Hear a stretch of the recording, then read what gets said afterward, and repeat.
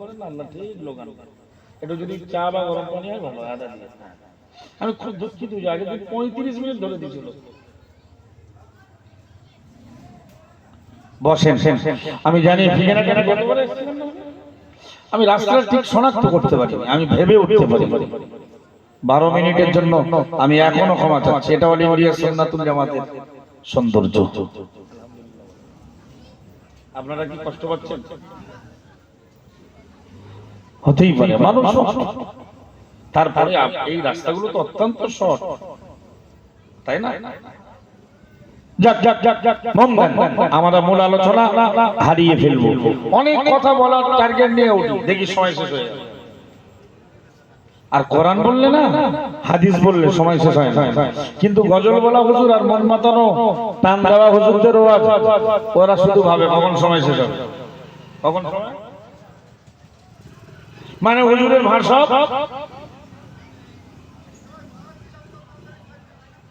মুসা নবীর মা ভাসিয়ে দিলেন কাঠের সন্দুকের ভেতরে। মুসা নবীকে আল্লাহ ফেরেশতাদের মাধ্যমে দুধ পান করাচ্ছেন। জিবরাইল আমিন এসে শাহাদাত আমলটা মুসা নবীর গালের ভেতরে দিত, আর মুসা তৃপ্তি ভরে দুধ পান করে নিতেন। আর একটু মন খুলে বলবেন, কে বাঁচাচ্ছে মুসাকে? আপনার আমার বিপদে বাঁচাতে পারে একমাত্র কোরআন শরীফের পারা নম্বর 28 পৃষ্ঠা নম্বর 17 সূরার নাম সূরাতুত তালাক। আমার আল্লাহ জানিয়ে দিলে, আমার আল্লাহ ঘোষণা দিলে, ওমাইয়া তাওয়াক্কাল আলাল্লাহ, ওমাইয়া তাওয়াক্কাল আলাল্লাহ ফাহুয়া হাসবু, ফাহুয়া হাসবু।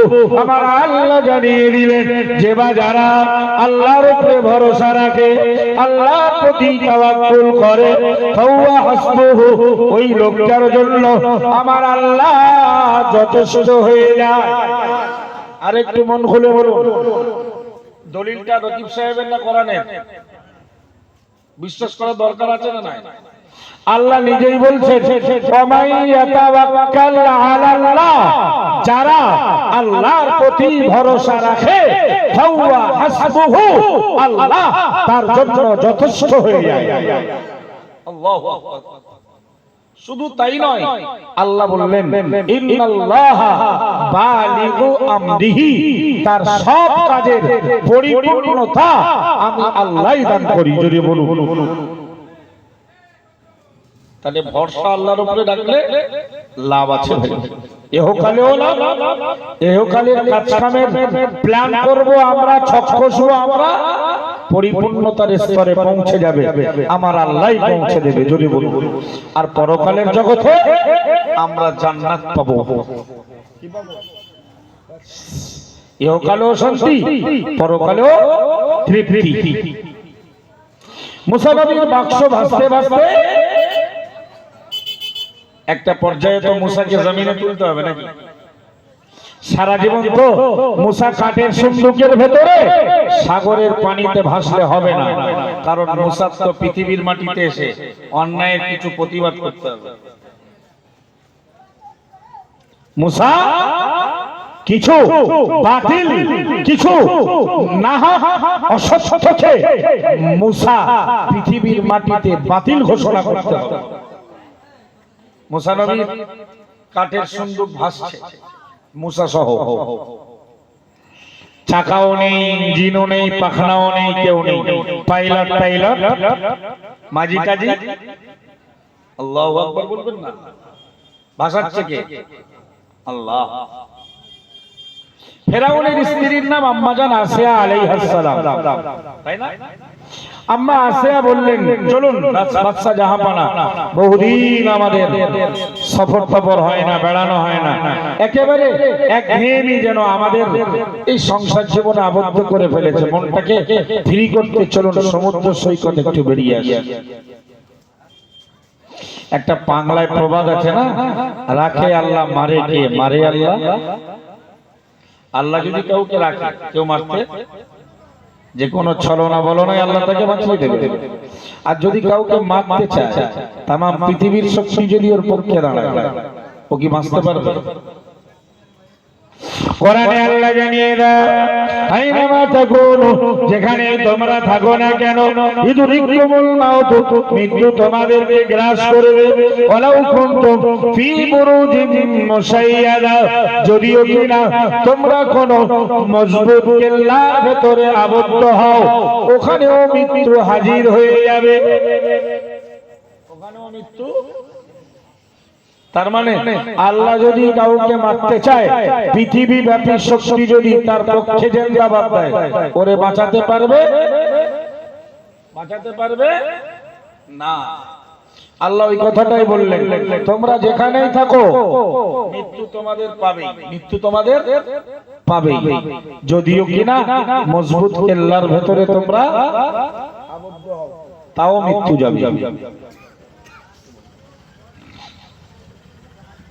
কথা বুঝছেন না কোরআন শরীফের পারা নম্বর 28 পৃষ্ঠা নম্বর 13 সূরার নাম সূরাতুল জুমআ আমার আল্লাহ জানিয়ে দিলেন আমার আল্লাহ ঘোষণা দিলেন কুল ওগো নবী মুহাম্মদুর রাসূলুল্লাহ সাল্লাল্লাহু আলাইহি ওয়াসাল্লাম আপনি ঘোষণা দিন আপনি প্রচার করে দিন ইন্নাল মাউতাল্লাযী মৃত্যু এমন এক বিষয় মৃত্যু এমন একটা সাবজেক্ট তাফিরুনা মিনহু যদি তোমরা মৃত্যুর ভয়ে পালাতে থাকো ফাইন্নাহু মুলাকীকুম মৃত্যু তোমাদের পেছনে দৌড়ে দৌড়ে দৌড়ে দৌড়ে তোমাকে সাক্ষাৎ করে ফেলবে একটু জোরে বলুন সুবহানাল্লাহ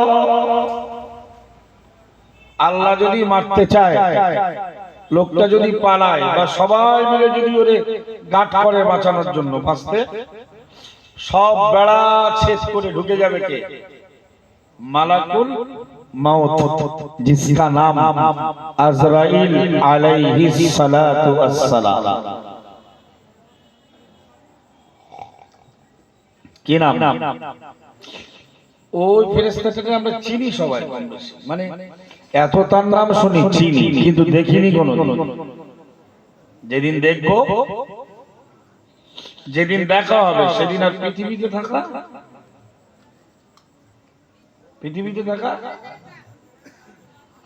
সুতরাং আল্লাহ যেন দেখায় আজরাইলের সঙ্গে সাক্ষাৎ করায় ততদিনে যেন আমরা কামেল মুমিন হতে পারি বলুন আল্লাহুম্মা আমিন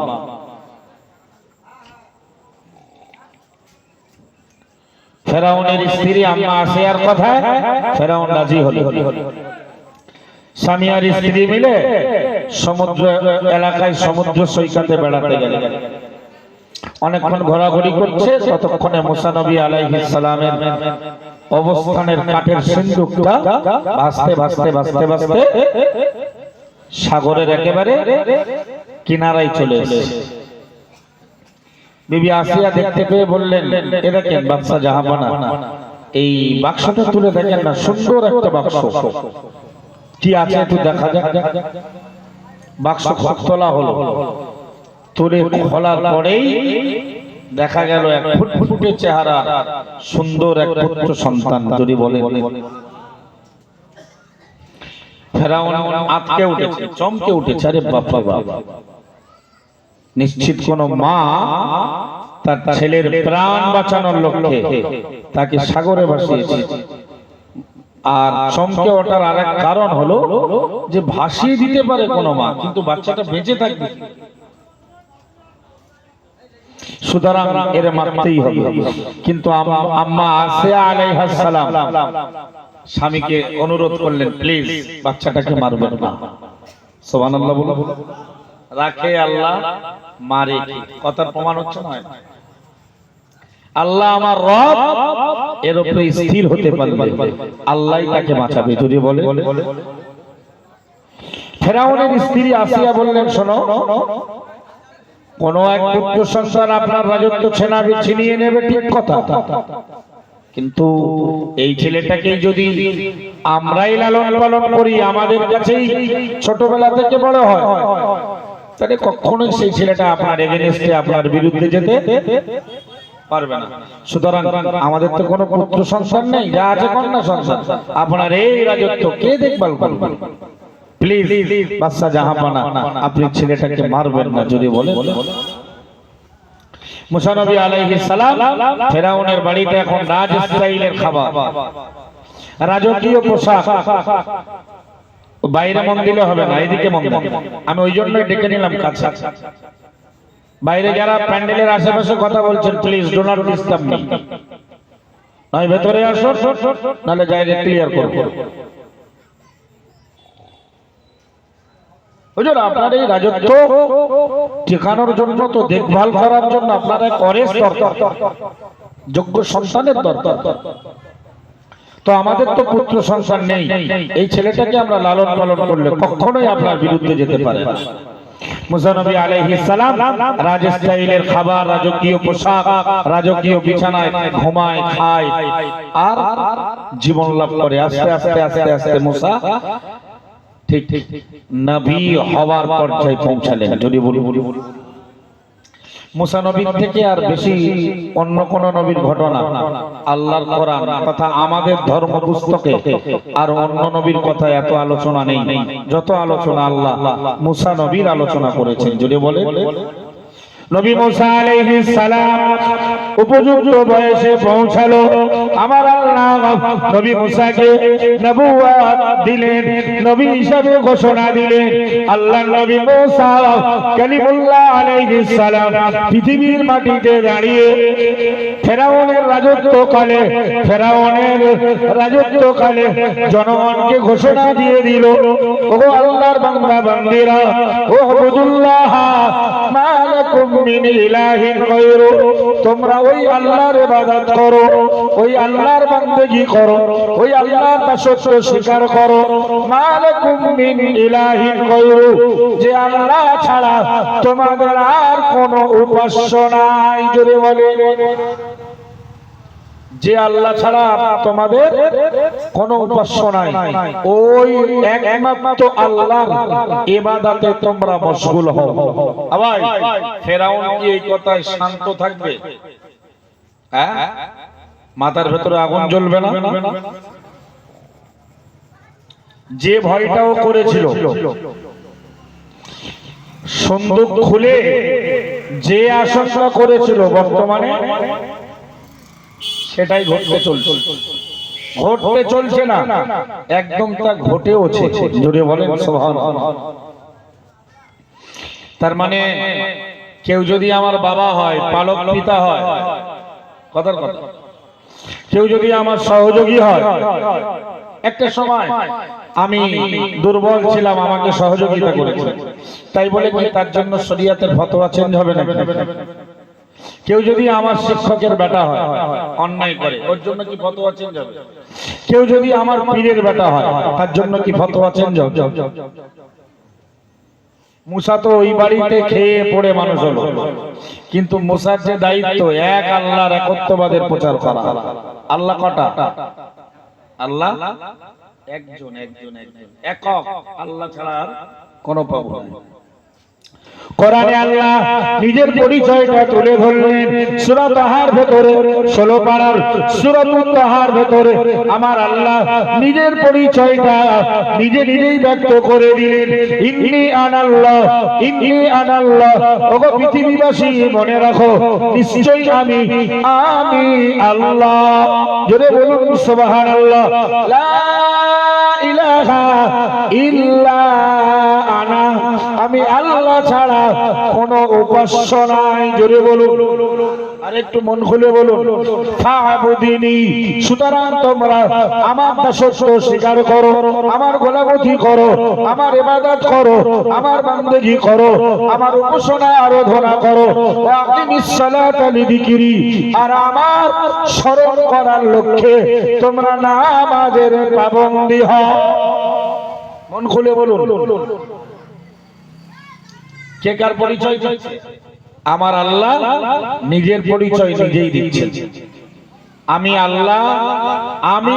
আল্লাহ বলছে নিশ্চয়ই আমি আল্লাহ, আমি ছাড়া কোনো উপাস্য সুবহানাল্লাহ কোরআন শরীফের আরেকটি সূরা নাযিল করে দিলেন 30 পারার সূরাতুল ইখলাস। আমার আল্লাহ বিশ্ব নবীর মাধ্যমে আল্লাহ নিজের পরিচয় দিলেন। কুল, ওগো নবী তুমি বলে দাও, ওগো নবী তুমি ঘোষণা দাও, হুয়াল্লাহু আহাদ, হুয়াল্লাহু আহাদ, আল্লাহ তাআলা একক। জোরে বলুন সুবহানাল্লাহ। আল্লাহুস সামাদ, আল্লাহ অমুখাপেক্ষী, লাম ইয়ালিদ, তিনি কাউকে জন্ম দেননি, ওয়ালাম ইউলাদ, তাকেও কেউ জন্ম দেয়নি, ওয়ালাম ইয়াকুল লাহু কুফুয়ান আহাদ, এবং তার এই বিশাল রাজত্ব চালানোর ব্যাপারে কেউ তার সমতুল্য সমকক্ষ নাই। জোরে বলুন, একাই এই তামাম পৃথিবীর রাজত্ব চালায়। জোরে বলুন।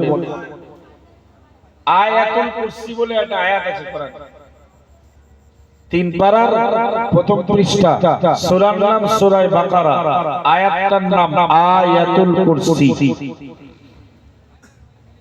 এই আয়াতের শুরুতেই আল্লাহ বলেন আল্লাহু লা ইলাহা, আল্লাহ তো তিনি, লা ইলাহা যিনি ছাড়া কোনো উপাস্য নাই, হুয়াল হাইয়ুল কাইয়্যুম তিনি ছিলেন, আছেন, থাকবেন তথা তিনি চিরঞ্জীব। জোরে বলুন, এটাও আল্লাহর পরিচয়।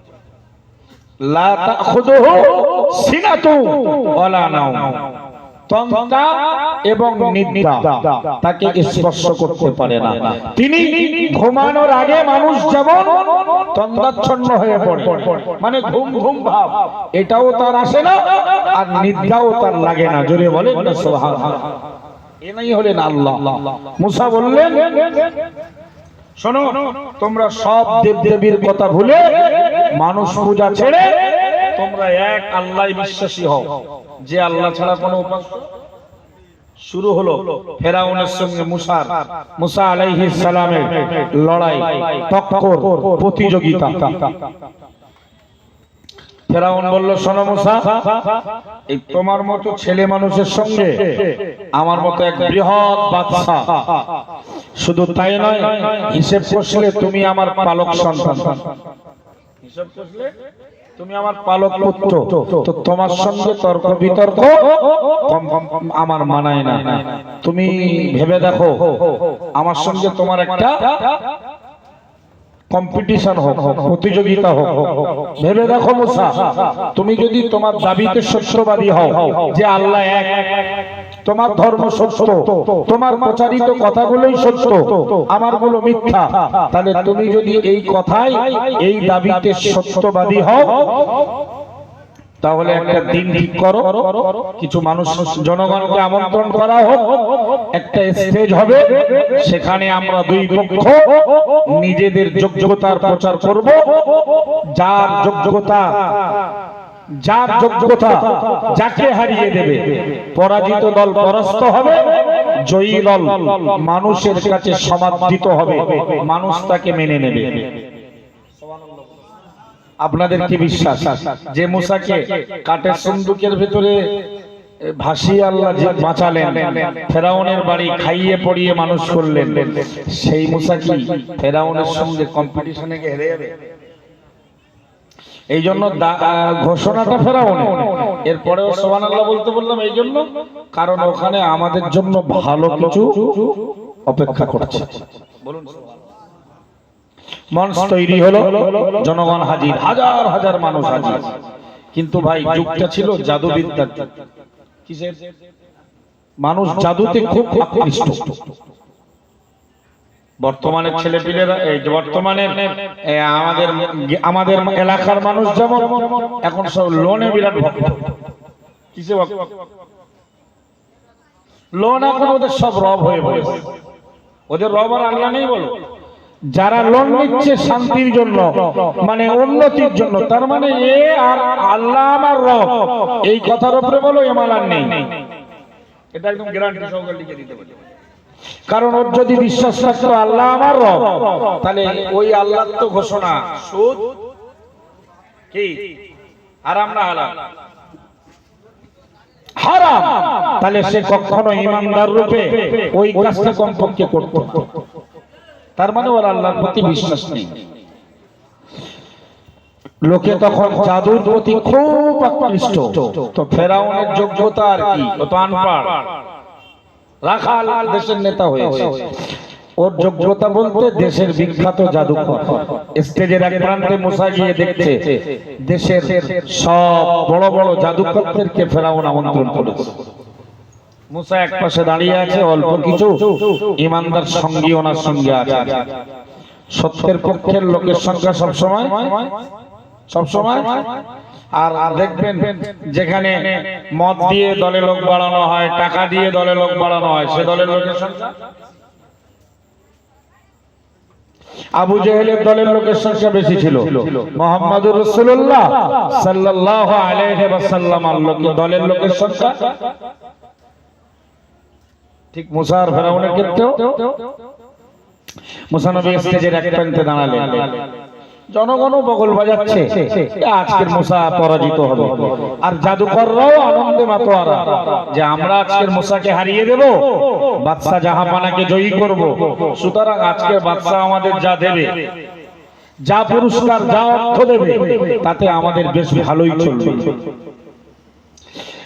ফেরাউনের আমন্ত্রিত জাদুকর হলো মুসা আলাইহিস সালামকে ডেকে বললেন, আল্লাহ কোরআনে ওই ঘটনা আমাদের শুনিয়ে দিলেন। কোরআন শরীফে কোরআন নাযিলের মুহাম্মদুর রাসূলুল্লাহ সাল্লাল্লাহু আলাইহি ওয়াসাল্লাম হুজুরের উপরে আমার আল্লাহ কোরআন নাযিল করেছেন। আর হুজুরের উপরে কোরআন নাযিল করার হাজার হাজার বছর আগে ঘটে যাওয়া ঘটনা, মুসা আর ফেরাউনের এই ঘটনা আল্লাহ কোরআন শরীফে ব্যক্ত করে দিলেন আমাদের ঈমান মজবুত করার লক্ষ্যে। জোরে বলুন না সুবহানাল্লাহ। পুরো ঘটনাটাই কোরআনে পরিস্ফুটিত, কোরআনে ঘটনাটা পুরোপুরি উল্লেখিত। ফেরাউনের আমন্ত্রিত জাদুকররা মুসাকে ডেকে বলল, ইয়া মুসা, হে মুসা, ইম্মা আন তুলকিয়া, তুমি আগে খেলা দেখাবে, তুমি আগে খেলা দেখাবে, ওয়া ইম্মা আন নাকুনা নাহানুল মুলকিন, নাকি আমরা আগে গেম ওপেন করে দেব। ক্বালা বাল আলকু, মুসা আলাইহিস সালাম হুজুর বললেন, ও ফেরাউনের আমন্ত্রিত জাদুকর, তোমরা আগে খেলা দেখাও, তোমরা আগে খেলা দেখাও। কোরআনে এসেছে, ফাইদা হিবালুহুম ওয়া ইসিয়ুহুম ইখায়ালু ইলাইহি মিন সিহরিহিম আন্নাহা তাসআ। ফেরাউনের আমন্ত্রিত জাদুকরগুলো মুসা নবীর পক্ষ থেকে যখন ঘোষণা শুনলেন যে তোমরা আগে খেলা দেখাও, ওরা স্টেজের উপর থেকে, মঞ্চের উপর থেকে দড়ি আর লাঠি ফেলে দিচ্ছিল। আর মানুষের চোখে জাদুর মাধ্যমে ধাঁধা হচ্ছিল, মানুষ সব দেখছিল, ওগুলো চলমান সাপ, সব চলমান সাপ। মুসা নবী জাদু তো এর আগে কোনোদিনও দেখিনি, আর জাদুবিদ্যা সম্পর্কে মুসার কোনো ধারণাও, সবাই দেখছে সাপ, মুসার চোখেও জাদু হয়েছে, মুসাও দেখছে। কিন্তু মুসা না ভিতরে ভিতরে একটু ভীতস্ত হয়ে পড়ে, কারণ চতুর্দিকে সাপ। মুসা কি দিয়ে ওই সাপ প্রতিহত করে জয়ী হবে এটা মুসার জানা। এই জন্য উনি এক পর্যায়ে খুব মনের ভেতরে একান্তে উনি ভয় পাচ্ছিলেন। ফেরাউনও জানে না, ফেরাউনের গোষ্ঠীরাও বুঝতে পারে না, জাদুকররাও জানে না মুসা বিতস্ত, জনগণও জানে না, যেটা কেউ জানে না, কেউ আপনি ছাড়া, সেটা জানে কে? তাহলে পাপটা যখন করেন আল্লাহও জানে না সম্ভবত, যেটা কেউ জানে না। মুসা যদি ভয় পাচ্ছে এটা যদি ফেরাউনরা জেনে যায়, তাহলে তো কম্পিটিশন, প্রতিযোগিতা ওখানে শেষ। কোরআন শোনাচ্ছে, বলো গল্প শোনাচ্ছে। কোরআনে আল্লাহ ঘোষণা দিলেন ফাউজাসা ফি নাফসিহি খিফাতাম মূসা ফাউজাসা ফি নাফসিহি খিফাতাম মূসা ফেরাউনের আমন্ত্রিত জাদুকরদের লাঠি আর দড়িগুলো যখন জাদুবিদ্যার মাধ্যমে সাপ হয়ে গিয়েছিল, সাপ হয়ে যাচ্ছিল, মূসা ভেতরে ভেতরে একটু ভয় অনুভব করছিল। ফাআউজাসা ফি নাফসিহি খিফাতাম মূসা। আল্লাহ বলেন ও উম্মতে মুহাম্মাদি, মূসা কিন্তু তখন স্টেজের এক প্রান্তে বসে খানিকটা ভীতস্ত হচ্ছিল। ইমানদারের ভয় পেতে পারে, ইমানদারের ভয় দূর করবে কে? হ্যাঁ, মুহাম্মাদুর রাসূলুল্লাহ সাল্লাল্লাহু আলাইহি ওয়াসাল্লাম যখন মক্কা ছেড়ে মদিনার পথে যাচ্ছিলেন, যেতে যেতে যেতে যেতে সকাল হয়ে যাচ্ছে, ভোর হয়ে গেছে। কাফের পক্ষরা তো পিছনে ধাওয়া করেছে। আমি দুইবার আল্লাহ এবার দেখালেন আপনাদের দোয়া, মানে 24 সালের অক্টোবরে উমরাতে গিয়েছিলাম, আর এটা এবার বদলি হজ করলাম, মানে এই 25 সালে। তা সে যে গুহায় রাসূল আত্মগোপন করেছিলেন, গুহাটার নাম গারে সাওর বা গারে সুর। বিশ্বাস করুন ভাই, এখন তো অনেক পাহাড় গুলো ওরা বোমবাস্টিং করে উড়িয়ে রাস্তাঘাট করেছে, বিল্ডিং বানানো, কিন্তু মক্কা থেকে ওই পাহাড়টা দূরত্ব 4 কিলোমিটার কাবা শরীফ থেকে। আর কাবার পাশেই তো রাসূলের ঘর, আর ওখানেই তো আবু জেহেলের ঘর, সবাই ওখানেই। এই 4 কিলোমিটার রাস্তা, পাহাড়ি রাস্তা, একবার এ পাহাড় থেকে ও পাহাড়, চতুর্দিকে পাহাড়। গারে সুরটা যে পাহাড়ে, ওর চতুর্দিকে আবার এরকম এরকম এরকম সব পাহাড়।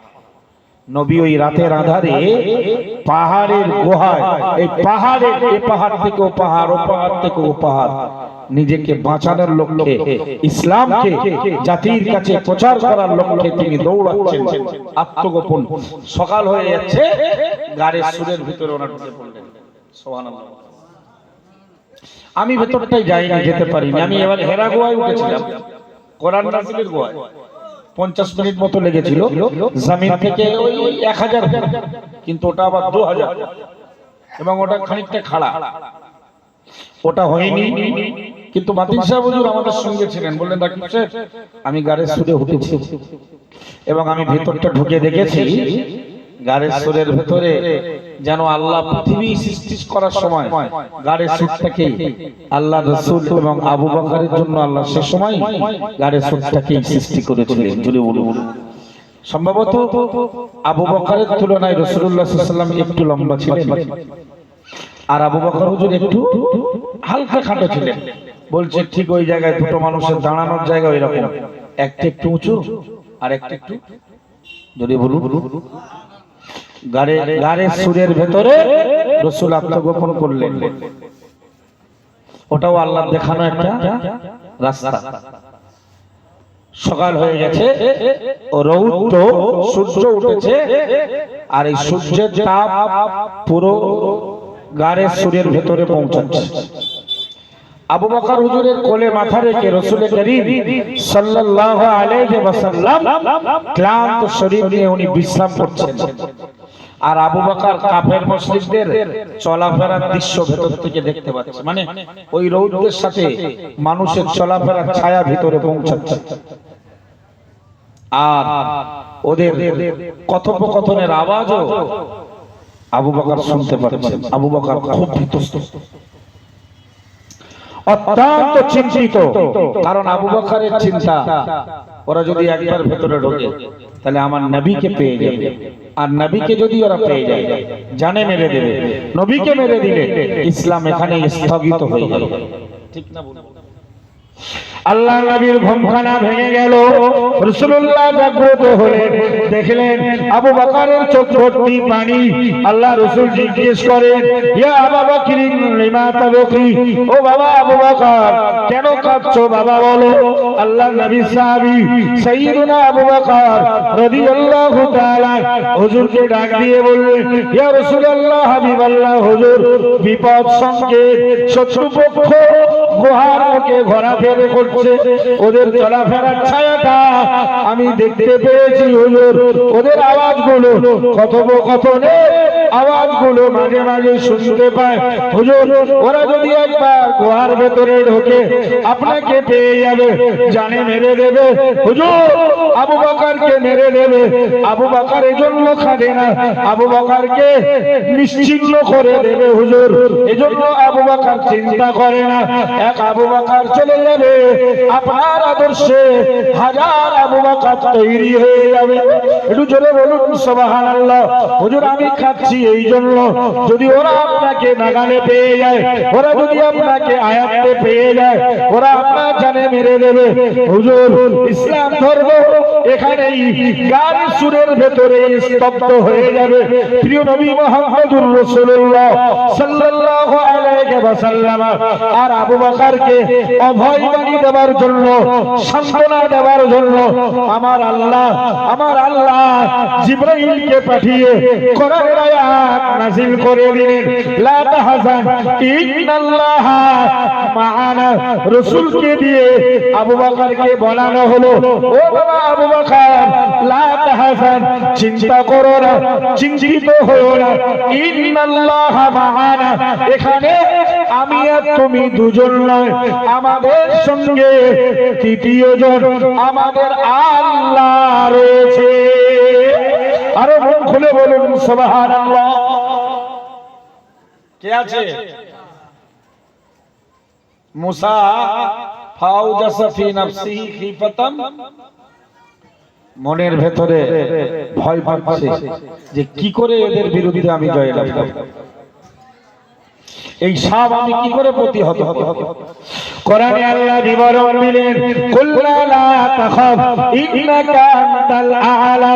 আমার আল্লাহ জানিয়ে দিলেন, আমি আল্লাহ মুসাকে ডেকে বললাম, ও মুসা, ও মুসা, লা তাখাফ, তুমি ভয় পেও না, ভীতস্ত হও না, চিন্তা করো না। ইন্নাকা আনতাল আ'লা, নিশ্চয়ই তুমি তো আজকের জয়ী হয়ে যাবে। আর একটু মন খুলে।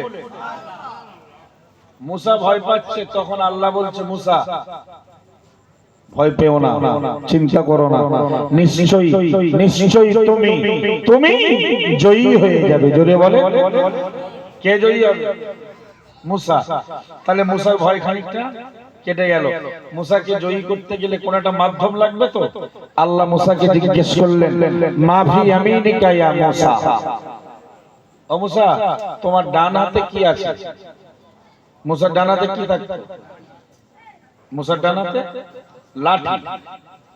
তা মুসার লাঠি দেখে, হ্যাঁ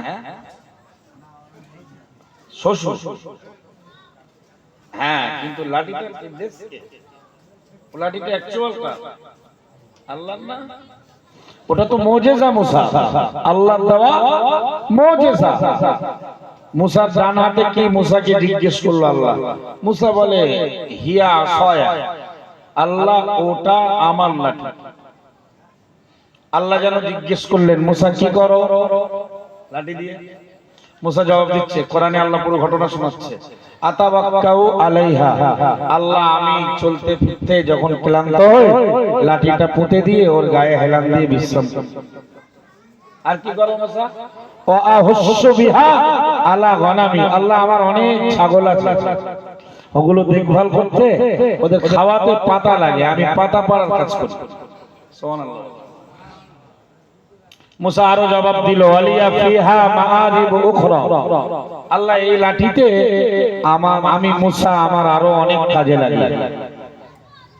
কিন্তু মুসার লাঠি দ্বারা যে ফেরাউনকে শায়েস্তা করা যায় এটা মুসা জানে। মুসলমানেরা কোরআনটা দোকান উদ্বোধনের কাজে লাগায়, ঘর উদ্বোধনের কাজে লাগায়, ছেলের বাতাস লাগলে ঝাড় ফুঁকে কাজে লাগায়, কিন্তু মুসলমান কোরআন নিজের কাজে লাগায় না। আপনি জানেন কোরআনের খাতিরে আপনার সম্মান ইজ্জত বেড়ে যাবে। যদি বলুন, কোরআনের সঙ্গে যদি আপনি লেগে যান, কোরআনের সঙ্গে যদি আপনি সম্পর্ক স্থাপন করেন, তাহলে আল্লাহর শাহী দরবারে আপনার মর্যাদা আল্লাহ বাড়িয়ে দেবে। কোরআনের সঙ্গে লেগে পৃথিবীর বেশ কিছু জড় বস্তুর সম্মান বেড়েছে। যেমন রেহেল কাঠ, দেখেছেন? রেহেল কাঠ মানে যার উপরে কোরআন রেখে পড়া হয়, সেই কোরআনের সঙ্গে কাঠ লাগার কারণে, কোরআনের সঙ্গে কাঠ লাগার কারণে কোরআনের মর্যাদা বাড়ে না বাড়ে? এই কাঠের মর্যাদা, ওই কাঠটা কিন্তু রেল কাঠ ভেঙে গেলেও মানুষে ওটা আগুনে কোরআনের সঙ্গে যে কাপড়গুলো জোজদার বানানো হয়, এগুলো ব্যবহারের অনুপযুক্ত হয়ে গেলেও এগুলো ফেলে দেওয়া হয় না, এগুলো পুড়িয়ে দেওয়া হয় না, এগুলো রাস্তায় ছুঁড়ে ফেলা হয় না, ওই ছেঁড়া কাপড় দিয়ে ময়লা মোছা হয় না, কারণ কোরআনের সঙ্গে লাগার কারণে কাপড়ের মর্যাদা বাড়িয়েছে। তাহলে কোরআনের সঙ্গে যদি মুসলমানরা লাগে, বক্তারা লাগে, শ্রোতারা লাগে, তাহলে তাদের মর্যাদা বাড়বে না বাড়বে না? বাড়বে। এটা অন্ধভক্তের মতো, মানে অল ইন্ডিয়া সুন্নাতুল জামাতের আলেমদের ভালোবাসেন তাই বলেছে। আমি কি তার উপরে একটা দলিল শোনাবো না? হ্যাঁ, তাহলে আপনাদের ভালোবাসাটা আরো গাঢ়। অন্ধভক্তের মতো বলবেন না, কোরআনের সঙ্গে লাগলে বাড়ে। হাদিসটার নাম ইবনে মাজাহ, হাদিস নম্বর 218। কত? হাদিসটা বর্ণনা করছেন নাফে ইবনে আব্দুল হারিস। শুধু মনে রাখুন নাফে। ইবনে মাজাহ শরীফে 218 নম্বর হাদিস, হাদিসের বর্ণনাকারী নাফে। কে বলেন? এক্ষুনি মনে হচ্ছে যেন আপনি একজন মুহাদ্দিসের কাছ থেকে হাদিসের ছাত্র সেজেছেন। বলুন না আলহামদুলিল্লাহ। দুরন্ত হাদিস।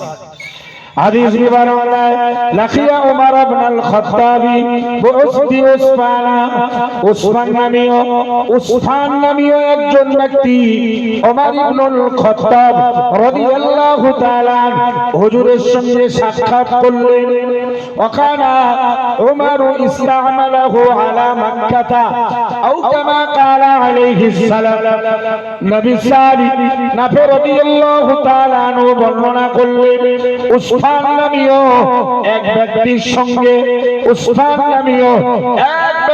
সঙ্গে হযরত ওমর ইবনুল খাত্তাব উসমান নামীয় জায়গায় হযরত ওমর ইবনুল খাত্তাবের সঙ্গে সাক্ষাৎ হয়ে গেল। যে মানুষটা ছিলেন ওমর রাদিয়াল্লাহু তাআলা আনহুর রাজত্বকালে মক্কার গভর্নর। ওমর রাদিয়াল্লাহু তাআলা তো পুরো আরব বিশ্বের নেতা। মক্কার একজন প্রেসিডেন্ট, মদিনার আরেকজন প্রেসিডেন্ট, তায়েফের আরেকজন গভর্নর হবে না? তো হাদিসে বিবরণ দিয়েছে ইবনে মাজাহ 218 নম্বর হাদিস, উসমান নামক এক স্থানে হযরত নাফে রাদিয়াল্লাহু তাআলা ওমর ইবনুল খাত্তাবের সঙ্গে কি করেছেন? সাক্ষাৎ করেছেন। দুজনে এক জায়গায় মিলিত হয়েছে, জায়গাটার নাম উসফান। আর এই নাফে কে ছিলেন? ইনি ওমর হুজুরের নিযুক্ত মক্কা শরীফের তদানীন্তন কালের গভর্নর। হযরত ওমর ফাকালা ওমর জিজ্ঞেস করলেন, মান ইস্তাখলাফতা আলা আহলিল ওয়াদি। হে নাফে, তুমি মক্কার গ্রাম্য লোকের জন্য কাকে খলিফা নিযুক্ত করেছো? খুব ভালো করে বুঝতে হবে। দেশের এই রাজ্যের মুখ্যমন্ত্রী মমতা ব্যানার্জি, তার আন্ডারে আবার আছে 44টা এমপি আছে না? যদিও সব তারা নয়, সিপিএম, কংগ্রেস, বিজেপি সব মিলে আছে না? আবার আছে প্রায় 293 না 92 এমএলএ, তাই তো? 294টা এমএলএ। তার মানে রাজ্য, জেলা, থানা হচ্ছে না? আবার কি আছে এমএলএ এর পরে? কি আছে এমএলএ এর পরে? প্রধান, মানে অনেকগুলো গ্রাম মিলিয়ে একটা পঞ্চায়েত, তার একটা নেতা আছে না?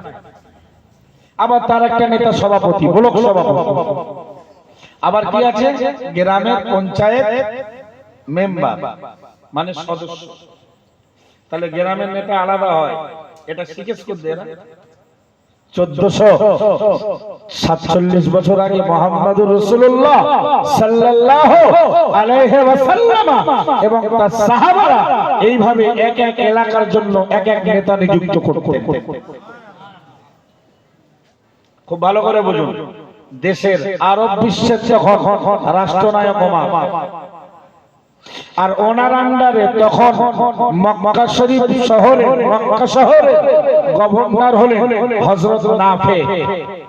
হযরত উসমান নামক জায়গায় আরব বিশ্বের নেতা আর মক্কার গভর্নর হযরত ওমর আর নাফের সাক্ষাৎ হলে ওমর রাদিয়াল্লাহু তাআলা নাফেকে জিজ্ঞেস করলেন, তুমি তো শহরের নেতা, তো গ্রাম্য এলাকার জন্য কাকে নিযুক্ত করেছো খলিফা? ক্লিয়ার? এই পর্যন্ত ক্লিয়ার? হ্যাঁ, কিসের জন্য এই হাদিসটা শুনছেন? কোরআনের সঙ্গে যে লাগবে তার মর্যাদা। 12টা ছুঁই তো বক্তব্য, খুব মন না দিয়ে শুনলে বুঝবেন না, খুব ভালো করে শুনো। ওমর রাদিয়াল্লাহু তাআলা মক্কার গভর্নর নাফেকে বললেন, গ্রাম্য মানুষ, দেহাতি মানুষদের জন্য কাকে খলিফা নিযুক্ত করেছো?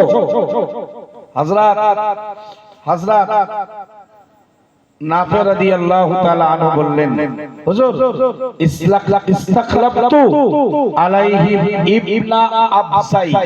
আরেকটা নাম মুখস্থ করতে হবে, কারণ আরেকটা নেতা আসছে, গ্রাম্য মানুষের নেতা, ওই লোকটার নাম ইবনে আবসাই। ইবনে আরবি নাম তো, ওইজন্য ইবনে আবসাই। ওমর ফারুক রাদিয়াল্লাহু আনহু একদিন দেরি করলেন না। ফাকালা ওমর, হুজুর আমার জিজ্ঞেস করলেন। কালা ওমর জিজ্ঞেস করলেন, ওমর ইবনে আবসাই, ও বাবা নাফে, মক্কার গভর্নর নাফে, ইবনে আবসাইটা আবার কে? মানে উনি তো আরব বিশ্বের নেতা, গ্রামের লোকের তো সবার চেনে না। তো বললো, ও নাফে, ইবনে আবসাই ব্যক্তিটি কে? হযরত নাফে রাদিয়াল্লাহু আনহু মক্কার গভর্নর বললেন, হুজুর রাজুলুন মিন মাওয়ালিনা, হুজুর ইবনে আবসাই হলো আমাদের আযাদকৃত একজন গোলাম। শুধু কোরআনের সঙ্গে লাগলে সম্মান বাড়বে না, এখান থেকে আরো একটা কনসেপ্ট ক্লিয়ার করুন। নেতা একজন গোলামও হতে পারে। কিসের কারণে? গোলামের ভিতরে বিশেষ কিছু গুণের কারণে গোলামও দেশের নেতা হচ্ছে। জোরে বলে। হযরত ওমর নাফেকে উসমান নামক জায়গায় জিজ্ঞেস করলেন, গ্রাম্য লোকদের দায়িত্ব কাকে দিয়েছো? বলল, হুজুর ইবনে আবসাইকে। হযরত ওমর ফারুক বললেন, ইবনে আবসাইটা আবার কে? উনি বললেন, নাফে জবাব দিলেন, মক্কার গভর্নর, হুজুর রাজুলুন মিন মাওয়ালিনা, সে হলো আমাদের আযাদকৃত গোলাম। হযরত ওমর না, হযরত ওমর বললেন, ফাস্তাকলাফতা আলাইহি মাওলা, তোমরা একটা গোলামকে, চাকরকে, একটা আযাদকৃত গোলামকে তোমরা নেতা বানালে। নাফে, তুমি একটা গোলামকে দেশের মানুষের, গ্রাম্য মানুষের নেতা বানালে। কথাটা আশ্চর্যজনক, কারণ সে তো একটা গোলাম। আসলে মক্কারে তদনন্দিন কালে মক্কা শরীফে বংশীয় একটা গরম চলছিল। কবিরা না, মক্কার আরবি কবিরা, ওরা আরবি এই কবিতার ভিতর দিয়ে একটা বংশকে নিয়ে আর একটা বংশের সঙ্গে কবিতার ভিতর দিয়ে ওরা প্রতিযোগিতা করত। ওই জন্য ওমর ফারুক বললেন, তুমি একটা গোলামকেই গ্রাম্য লোকদের জন্য নেতা নিযুক্ত করলেন। এইবারে আমরা মূল উত্তরটা পাবো। হযরত নাফি রাদিয়াল্লাহু আনহু হুজুর আমার জবাব দিলেন, ইন্নাহু কারিউন লিকিতাবিল্লাহি তাআলা ওয়া আলিমুন বিল ইলমি ওয়া আলিমুন বিল ফারাইদ ওয়া কাদির। হুজুর সাইয়্যিদুনা ওমর ফারুক রাদিয়াল্লাহু তাআলা হুজুরকে ডেকে বললেন, ওগো আমিরুল মুমিনিন, খলিফাতুল মুসলিমিন, না না না, সে আমাদের আজাদকৃত গোলাম ঠিক, কিন্তু হুয়া কারিউন লিকিতাবিল্লাহি তাআলা, সে আল্লাহর কোরআনের একজন সুন্দর পাঠক। সে আল্লাহর কোরআনের কারি। সুবহানাল্লাহ। হুজুর শুধু তাই নয়, হুজুর শুধু তাই নয়, ওয়া আলিমুন বিল ফারায়েদ, হুজুর শরীয়তের জ্ঞানে অনেক জ্ঞানের তিনি হকদার, তিনি ফারায়েজ নামীয় বিষয়ের আলেম। জোরে বলুন। ফারায়েজ মানে কি? মানে আমাদের বাবা মা মারা গেলে ওদের রেখে যাওয়া, ছেড়ে যাওয়া ত্যায্য সম্পত্তি আমরা ভাগ পাই। এই যে ভাগটা করা হয় এটাকে বলা হয় ইলমুল ফারাইদ। চারটে ছেলে, তিনটে মেয়ে, মা আছে, বাবা মা আছে, কে কতটা পাবে? কে? এই ইলমটা, এই জ্ঞানটা যেখান থেকে নেওয়া হয় মুহাদ্দিসিনরা, মুফাসসিরিনরা, বিখ্যাত প্রবীণ আলেমরা, এরা বলেছেন ওটাকে বলা হয় ইলমুল ফারাইদ। ইলমুল ওমর ফারুককে বললেন, হুজুর সে আমাদের আজাদকৃত গোলাম হতে পারে, কিন্তু ইবনে আফজাই আল্লাহর কোরআনের একজন বিখ্যাত বিশুদ্ধ পাঠক। জোরে বলুন। হুজুর তাই নয়, হুজুর শুধু তাই নয়, সে ফারায়েদের ব্যাপারে ভালোই জ্ঞান রাখে। হুজুর শুধু তাই নয়, কদিন ওই ইবনে আফজাই ওই ছেলেটা ভালো বিচার করতে পারে। জোরে বলুন। হুজুর সে আমাদের আজাদকৃত গোলাম ঠিক, কিন্তু তার ভেতরে কটা গুণ আছে? এক নম্বরে হুজুর সে বিশুদ্ধ কোরআন তেলাওয়াতকারী। দুই নম্বরে হুজুর সে ইলমে ফারাইজের আলেম। তিন নম্বরে হুজুর সে একজন ন্যায় পরায়ণ বিচারক। জোরে বলবেন না। ক্বালা ওমর, হযরত ওমর ইবনুল খাত্তাব এইবারে একটা হাদিস শোনাচ্ছে। সুবহানাল্লাহ। আর একটু মন খুলে বলুন। এতক্ষণটা কিন্তু হাদিস না, এতক্ষণ আরব বিশ্বের নেতা আমিরুল মুমিনিন ওমর ইবনুল খাত্তাবের কিছু কথা, আর ওনার আন্ডারে মক্কার গভর্নর নাফের কিছু কথা। কার বিষয়ে? নাফের তত্ত্বাবধানে গ্রাম্য লোকদের নেতা ইবনে আফজাইয়ের ব্যাপারে। আর হাদিস এখন শুরু হচ্ছে। قال عمر أما إن نبيكم صلى الله عليه وسلم قال إن الله يرفع بهذا الكتاب أقواما ويدع به آخرين أو كما قال عليه السلام।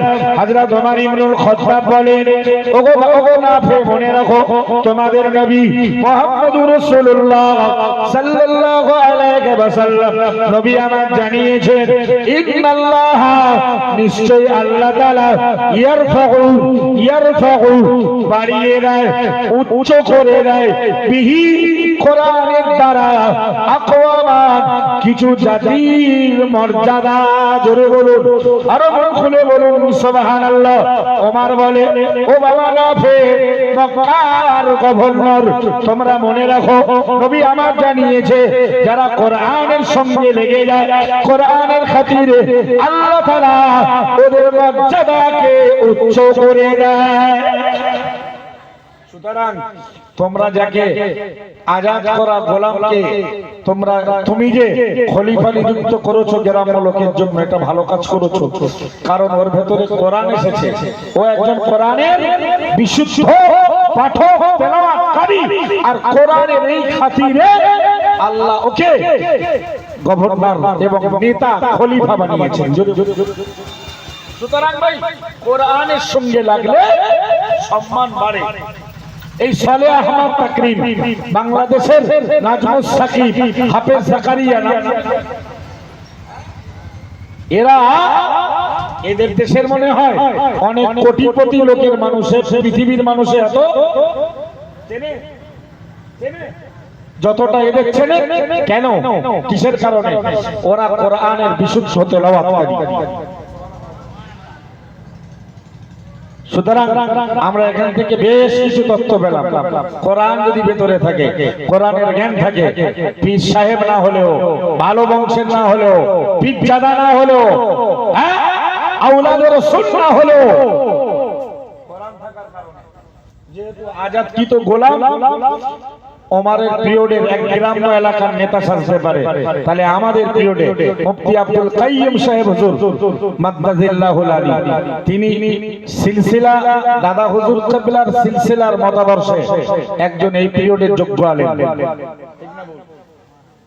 তাহলে তার বাবা কোন পীর নয় তার বাবার স্ট্যাটাস বিরাট বড় নয় সে কোন বড় বংশের ছেলে না হলেও কোরআন আছে তার ভেতরে তিনি হাফেজ কোরআন শুধু তাই নয় পুরো কোরআনের তিনি তাফসীর কারক বলুন তিনি মুহাদ্দিস সুতরাং তিনি সিলসিলা দাদা হুজুর কিবলার সিলসিলার ভেতরে তিনি বেশ এলাকা জুড়ে একটা নেতা হতে পারে না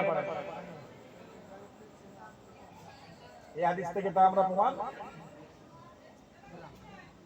আর সাথে আপনাদেরকে মেসেজ করলাম কোরআনের সঙ্গে জীবনটাকে লাগান কোরআন ওয়ালাদেরকে প্রেম করুন কোরআন ওয়ালাদেরকে মহব্বত করুন নিশ্চিত আল্লাহ চাইলে কোরআনের খাতিরে মর্যাদাকে আল্লাহ বাড়িয়ে দেবেন আর একটু মন খুলে বলুন তো আমি যে কথা বলছিলাম মুসার হাতের লাঠি মুসা হেলান দেয় মুসা গাছের পাতা পাড়ে আর কাজ করে কিন্তু মুসা আসলে লাঠির ব্যবহার আমরা কোরআন সব কাজে লাগাই কিন্তু আসল ব্যবহার আমার নিজের জীবনটাকে সাজানো নিজের জীবনটাকে জান্নাতের পথে চালানোর জন্য সেই জায়গায় আমরা ব্যর্থ মুসাকে আল্লাহ বললেন মুসা ভয় পেও না আজকে তুমিই জিতে যাবে জোরে বলুন আমার আল্লাহ জানিয়ে দিলেন ও মুসা কালিমুল্লাহ আলাইহিস সালাম না না না তোমার লাঠি দেওয়ার মালিক আমি আল্লাহ তোমার লাঠির মালিক আমি আল্লাহ লাঠির কি কাজ আমি তা ভালো জানি আর তুমি কি কাজে লাগাও তাও আমি ভালো জানি তোমার ভয় দূর করার জন্য তোমাকে সান্ত্বনা দেওয়ার জন্য হাজার হাজার জনগণের কাছে ফেরাউনকে পরাস্ত করার লক্ষ্যে জয়ের মালা তোমার গলায় পরিয়ে দেওয়ার লক্ষ্যে আমি আল্লাহ সব জানার পরেও জিজ্ঞেস করলাম মুসা তোমার ডান হাতে কি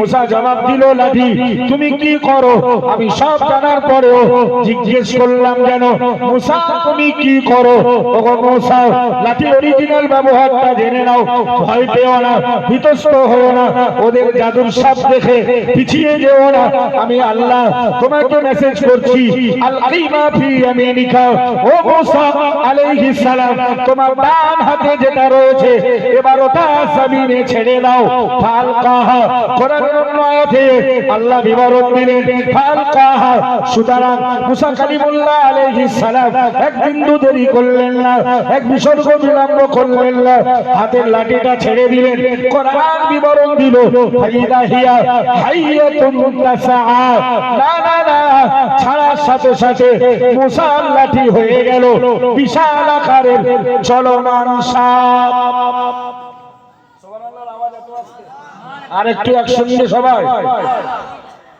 মুসা এতক্ষণ স্টেজের এক প্রান্তে ভয় পাচ্ছিল কি হবে না হবে মুসাকে আল্লাহ বললেন জয়ের মালাতে তোরে পড়াবো লাঠি ওই করতে দেইনি মুসা আমি সব জানি তুই কি করিস না করিস তোর লাঠির মালিক কে আমি আল্লাহ আমি জানি তুই ভয় পাচ্ছিস আমি জানি আর লাঠি কি করিস আমি জানি না সুবহানাল্লাহ বলে আল্লাহ বললেন মুসা জিততে যদি হয় আর ফেরাউনকে যদি লজ্জিত আর অপমানিত লাঞ্ছিত করতে হয় তাহলে হাতের লাঠি ফেলে দাও মুসা ফেলেছে আর বিশাল আকারে চলমান সাপ এটা গল্প শুনেছেন আগে কোন বাংলা চটি কিতাব পড়া হুজুরদের কাছ থেকে আমি পুরো হুবহু কোরআন শোনালাম ফালকাহা সুতরাং মুসা সেটাকে ছেড়ে দিল ফাইদা তৎক্ষণাৎ সেটা হয়ে গেল হাইয়াতুন তাসআ চলমান সাপ জোরে বলে শুধু এই পর্যন্ত স্টপ না আর কিছু শুনেছেন মুসার সাপের ইতিহাস লাঠির ইতিহাস এই পর্যন্ত নাকি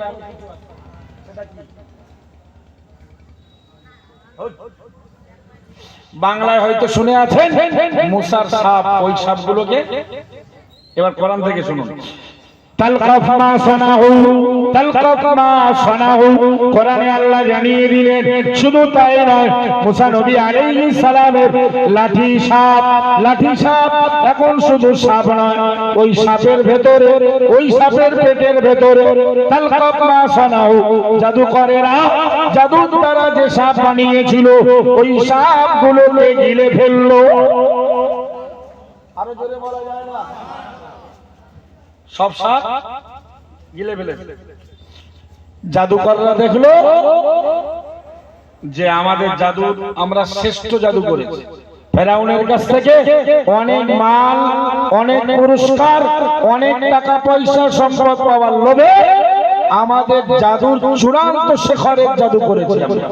এরপরে আর কোনো জাদু হতে মুসাকে হারানোর লক্ষ্যে যখন আমরা হার স্বীকার করেছি, আমরা হারাতে না পেরে হেরেই যখন গিয়েছি, সুতরাং এটা বিশ্বাস মুসা সত্য, মুসার প্রচারিত রব সত্য। আর একটু জোরে বলুন, সবাই একসঙ্গে বলেন। কোরআন নিবারণ দিল, ফাউলকিয়া সাহারাতু সুজদাদা, ফাউলকিয়া সাহারাতু সুজদাদা, আমন্ত্রিত ফেরাউনের আমন্ত্রিত জাদুকররা এক বিন্দু দেরি করলো না, এক বিসর্গ বিলম্ব করলো না, ওরা সবাই সিজদায় লুটিয়ে পড়ল। জাদুকররা কোথায় এখন? জাদুকররা এখন সিজদায়। ওরা সিজদায় গিয়ে কি বললো? ওরা সিজদায় গিয়ে বললো, ইন্না আমান্না, আমরা ঈমান গ্রহণ করলাম, আমরা ঈমানের কালেমা পড়ে নিলাম। কার উপরে? বিরব্বি মুসা ওয়া হারুন, মুসা আর হারুন আলাইহিস সালামের রবের প্রতি। আরেকটু মন খুলে বলুন। ওরা দেখলো যে আমাদের সাপ যখন মুসার সাপের পেটে, সুতরাং এরপরে আর জাদু হতে পারে না, জাদু মিথ্যা, মুসার মুজিজা সত্য। আল্লাহর কোরআন সত্য নাকি বাপদাদার কাহিনী সত্য? কোরআন ওয়ালাদের পক্ষ থাকবেন না গজল বলা সুর ওয়ালাদের পক্ষে থাকবেন? কোরআনের সঙ্গে লাগলে গোলাম ও নেতা হয়। সুবহানাল্লাহ বলুন। ফাউলকিয়া সাহারাতু সুজদাদান ক্বালু আমান্না বিরাব্বি হারুন ওয়া মুসা। ওরা সিজদায় পড়ে বলল, আমরা এই মুহূর্তে জনগণকে জানিয়ে দিলাম, আমরা জেতাতে এসেছিলাম ফেরাউনের, আমরাও মুসা নবীর ভক্ত হয়ে গেলাম। জাতির লোকে সব একে একে মুসার পক্ষে, ফেরাউন বেইজ্জতি হলো। মুসারে জেতালো কে? মুসার ইজ্জত বাঁচালো কে? সুতরাং এই এনআরসি এসআইআর আমাদের দেশের ফেরাউন, হামান, কারুন, আবু জেহেল, আবু লাহাব, উতবা, সাইবা, এরা যাই বলুক, আপনি যদি আল্লাহর প্রতি বিশ্বাসটা ধরে রাখতে পারেন, ইনশাআল্লাহ কেউ আপনাকে পরাজিত করতে আপনার পাশে দাঁড়াবে না। হ্যাঁ, আল্লাহ। ভাই মুসা কালিমুল্লাহ আলাইহিস সালামের উপরে এবার শুরু হলো অত্যাচারের ইস্তিমরুলা। কারণ যে শক্তিশালী, অর্থ সম্পদশালী লোকে যখন যুক্তি তর্কে হার পরাজিত হয়, তখন শক্তির বহিঃপ্রকাশ করে। আপনার সঙ্গে যদি কোনো অর্থওয়ালা লোকের কোনো জমি নিয়ে, কোনো জায়গা নিয়ে, কোনো কিছু নিয়ে বিবাদ হয়, আর যুক্তি তর্কে এবং কাগজ কলমে বিচারে সব জায়গায় যদিও পরাজিত হয়, ও এখন একটা রাস্তা বাছাই করবে কিভাবে আপনাদের মেরে কণ্ঠেসা করা যায়। ঠিক না বল ভাই? মুসা নবীর ক্ষেত্রে সেম ঘটনা ঘটলো। ফেরাউন দেখলো আমার আর কোনো রাস্তা নেই, একমাত্র মুসাকে মেরে দেওয়া বা দেশ থেকে বিতাড়িত। মুসা নবীর মারার জন্য বিরাট প্ল্যান করছে, কিন্তু এদের সব প্ল্যান আল্লাহ জানে না। আমার আল্লাহর নবীর বিরুদ্ধে, মুসলমানদের বিরুদ্ধে আবু জেহেল, আবু লাহাব, উতবা, সাইবা, ওয়ালিদ বিন মুগীরা, এরা বিখ্যাত বেঈমানেরা, পেটমার্কা ব্যান্ডেড কোম্পানির কাফেররা, মুশরিকগুলো এক জায়গায় দলবদ্ধ হয়ে মুহাম্মদুর রাসূলুল্লাহ সাল্লাল্লাহু আলাইহি ওয়াসাল্লাম হুজুরের বিরুদ্ধে, হুজুরের ভক্তদের বিরুদ্ধে বিরাট প্ল্যান চালাতো, ছক কষে বেড়াতো। আমার আল্লাহ বিশ্ব নবীর উপরে আয়াত নাযিল করে দিল, ইমামুল মুত্তাকিন শাফিউল মুযনিবিন রাহমাতুল লিল আলামিন মুহাম্মদুর রাসূলুল্লাহ সাল্লাল্লাহু আলাইহি ওয়াসাল্লাম হুজুরের উপরে আমার আল্লাহ কোরআনের আয়াত নাযিল করলেন, ওয়ামাকারু ওয়ামাকারাল্লাহ আল্লাহু খায়রুল মাকিরিন। জোরে বলুন না আল্লাহু আকবার। আমার আল্লাহ বলে, ওগো আমার হাবিব, চিন্তা করবে না, টেনশন করবে না, পিছিয়ে আসবে না। ওয়ামাকারু, মক্কার আবু জেহেল, আবু লাহাব, উতবা, সাইবা, ওরা তোমার বিরুদ্ধে, তোমাদের বিরুদ্ধে চক্রান্ত করে। আমি আল্লাহ ওদের সব চক্রান্ত জানি। ওয়ামাকারাল্লাহ, আমি আল্লাহ আমার আরশ মোবারক থেকে ওদের বিরুদ্ধে সিদ্ধান্ত নেই, ওদের বিরুদ্ধে কৌশল করি। আমার বন্ধু মনে রাখো, আল্লাহু খায়রুল মাকিরিন, আমি আল্লাহ হলো শ্রেষ্ঠ কৌশলকারী। একটু জোরে বলুন না সুবহানাল্লাহ। ওরা তোমাদের বিরুদ্ধে চক্রান্ত করে, ওদের চক্রান্ত আমি সব, ওরা যে রাস্তায় তোমারে ধরবে বলে যাবে, আমি তোমাকে ওই রাস্তা ভুলিয়ে অন্য রাস্তায় নিয়ে যাব। জোরে বলুন। হাবিব, পিছনের দরকার নেই, আমি তোমার পাশে আছি। ওদের থেকে আমি ভালো ভালো কৌশল করি। জোরে বলুন। আমার কৌশলের ফাঁদ ওদের কাছে ধরাও পড়বে না, কারণ আমার ঘটনা ওরা জানতে, কিন্তু ওদের সবকিছু আমার নগদ আমার কাছে পরিষ্কার পরিস্ফুটিত। ভাই তো মুসা নবী মুসাকে মারতে হবে, মুসা না মারলে ফেরাউনের এই খোদাই, ফেরাউন তো ততক্ষণে দাবি করেছে আমি খোদা, ওর আর এই খোদাই দাবি বেশি দিন চলবে না। প্রভুত্ব সব শেষ, কারণ যাদের আমন্ত্রণ করে এনেলো তারা সব সেজদায় পড়ে জনগণের সামনে বলতে যে আমাদের বিরুদ্ধে সব, আমাদের বিরুদ্ধে মিথ্যে, মুসার বিরুদ্ধে সত্য। আমরা এক্ষুনি সেজদায় পড়ে মুসার রবের প্রতি কালেমা পড়ব। জনগণ কি করবে? জনগণটাও তো এসছে এদের পক্ষে তালি মারার জন্য, সেই মারলে তো এখন মুসার জনগণদেরও ইচ্ছা হচ্ছে, কিন্তু ওরা এই জালেমের ভয়ে, জালেমের ভয়ে। আমাদের অনেক গ্রামে আমাদের ভক্ত আছে, কোরআন ওয়ালাদের ভক্ত আছে, কিন্তু কিছু জালেম আছে, জালেমদের ভয়ে তারা আমাদের ডাকতে পারে। কথা বুঝতে পারছেন না? কোরআন ওয়ালা হলে, শরীয়ত ওয়ালা হলে, আল্লাহ ওয়ালা হলে এদের শত্রু থাকবে। ফেরাউন এই জাদুকরদের বলতে, শোনো আমি এখনো তো কোনো নির্দেশ দেইনি, তার আগে কালেমা বললে কেন? তোর নির্দেশ লাগে, ওরা যা দেখেছে বললো তোমাদের শুলে চড়াবো, তোমাদেরকে ফাঁসির কাস্টে ঝুলিয়ে দেবো। ওরা এত কঠিন, ওরা এত মজবুত ইমানদার হয়ে গেল জাদুকররা। ওদেরকে ডেকে বলছে, আমি তো তোমাদের দাওয়াত করলাম, এখনো আমি তো কোনো সিদ্ধান্ত নেই, তার আগে কালেমা পড়লে কেন? ওরে কালেমা পড়তে বলতে হয় না, কালেমা তো লোকে তার প্রতি আকৃষ্ট হয়ে পড়ে। মাশাআল্লাহ, সময় মতো আসবে ভাই। কালেমা পড়াতে হয় না, মুহাম্মদুর রাসূলুল্লাহ সাল্লাল্লাহু আলাইহি ওয়াসাল্লাম ওরা মুজিজা দেখেছে আর কালেমা, সুবহানাল্লাহ বলে। আর যাদের কপালে কালেমা নেই ওরা পড়বে কোথায়? যাদের জন্য আমার আল্লাহ জাহান্নাম নির্ধারণ করেছে। জাহান্নামে এক ইহুদি কাছ থেকে রাসূল করিম সাল্লাল্লাহু আলাইহি ওয়াসাল্লাম কিছু অর্থ সম্পদ, টাকা পয়সা ধার নিয়েছেন। একদিন রাস্তায় প্রিয় নবীকে ধরে ইহুদি বলছে, মুহাম্মদ সেই আমার কাছ থেকে ওই দিনে অমুক সময় টাকা ধার নিলে তো আমার টাকা দাও। বিশ্বনবী বলছে বাবা তোমার সে টাকা তো আমি পরিশোধ করেছি, একটু খেয়াল করো। নবী যত নরম ভাষায় বলে, ইহুদি বলে মুহাম্মদ চালাকি করছো, তুমি মুসলমানদের নেতৃত্ব দাও, তুমি সত্যবাদী, মিথ্যার আশ্রয় নিচ্ছ কেন? টাকা দাওনি, চালাকি হচ্ছে, আমার ঋণ পরিশোধ করো। নবীর 23টা বছরের নবুয়তের মিশনে কত ব্যস্ত মানুষ তিনি, তার সময় বিনষ্ট হচ্ছে। ইহুদি যতবার গরম মেজাজে বলে মুহাম্মদ টাকাবি করো না, টাকা দাও, টাকা না দিলে তোমার ছাড় নেই। প্রিয় নবী তত ঠান্ডা মেজাজে বলে শোনো ভাই, আমি তোমার টাকাটা পরিশোধ করেছি। ইহুদি যত গরম হয়, ইমামুল মুত্তাকিন শাফিউল মাযহাব রাহমাতুল লিল আলামিন হাবিবুল্লাহ প্রিয় নবী মুহাম্মদুর রাসূলুল্লাহ সাল্লাল্লাহু আলাইহি ওয়াসাল্লাম আল্লাহর নবী তত নরম হয়ে যায়। জোরে বলুন না সুবহানাল্লাহ। অনেকক্ষণ সময় অতিবাহিত হয়ে গেল, ওই রাস্তা দিয়ে আল্লাহ রাসূলের একজন সাহাবা আসছিলেন, এসে দেখলেন ইহুদি বলছে মুহাম্মদ, ওগো মুসলমানদের নবী মুহাম্মদ, আমার ঋণকে পরিশোধ করো।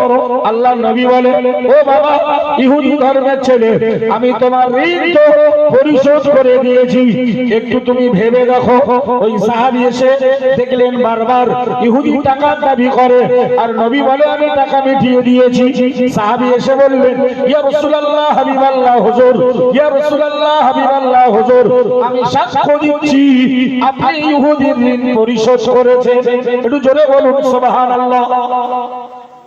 হুজুর আমি সাক্ষ্য দিচ্ছি যে আপনি ইহুদির ঋণ বন্ধেন। কিন্তু আল্লাহর নবী খুব রেগে গেলেন, কার উপরে? সাহাবার উপরে খুব রেগে গেলেন। এতক্ষণে ও রাগ দেখাচ্ছিল, নবী রাগেনি, নরম। তাহলে নবীও মাঝে মাঝে গরম হতেন, রাখতেন শরীয়তের ব্যাপারে। যদি কেউ শরীয়তের খেলাফ কাজ করতেন, রাসূলের চেহারা রাসূলের চেহারার কালার চেঞ্জ হতো। দেখে যাওয়ার পরে রাসূলের চেহারাটা হলুদ হয়ে যেত, লাল হয়ে যেত, পেশানি মোবারক দিয়ে ঘাম মোবারক বার হতো। জোরে বলেন ভাই। আল্লাহ রাসূল ধমক দিলেন, বাবা সাহাবা আমি যখন ইহুদির ঋণ পরিশোধ করেছিলাম তখন তো তুমি ওই স্থানে প্রেজেন্ট ছিলে না, উপস্থিত ছিলে না। সুতরাং শরীয়তে ওই লোকটা সাক্ষী গ্রান্টেড যে ময়দানে চোখে দেখোনি ও বলেছে শুনেছো, শরীয়তে নট গ্রান্টেড, অগ্রহণযোগ্য, এটা চলবে না ভাই। সাহাবী তুমি কেন মিথ্যা সাক্ষী দিলে?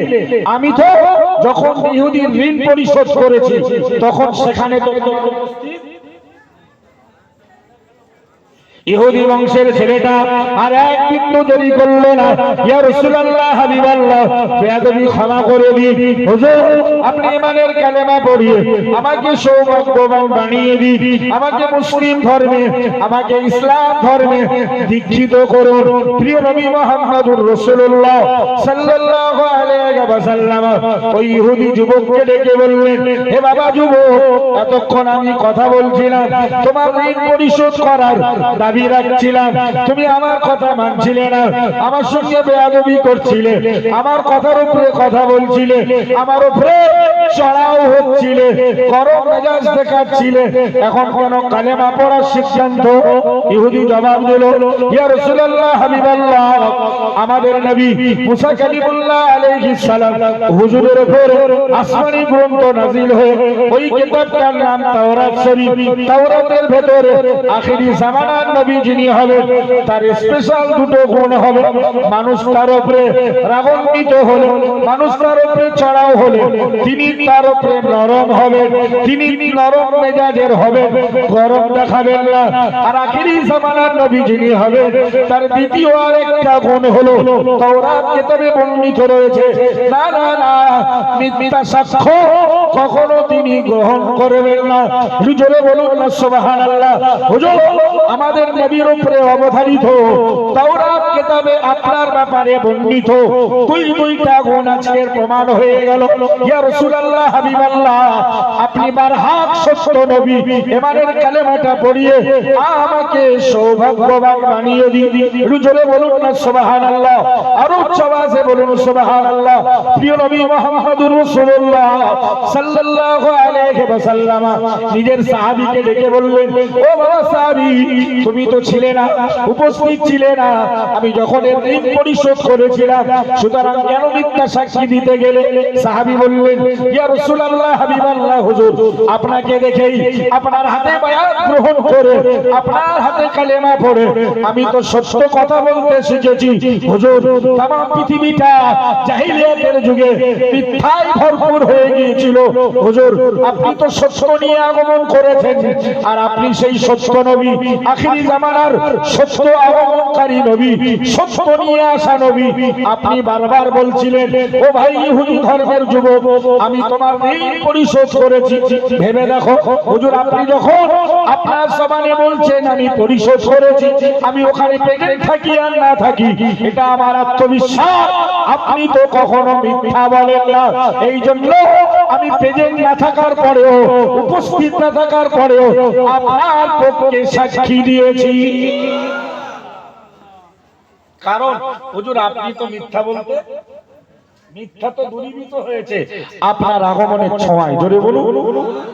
কোরআনে ওটাও তো এসেছে, কোরআনে ওটাও তো এসেছে, কুল জাআল হাক্কু ওয়া যাহাকাল বাতিল ইন্নাল বাতিলা কানা যাহুকা।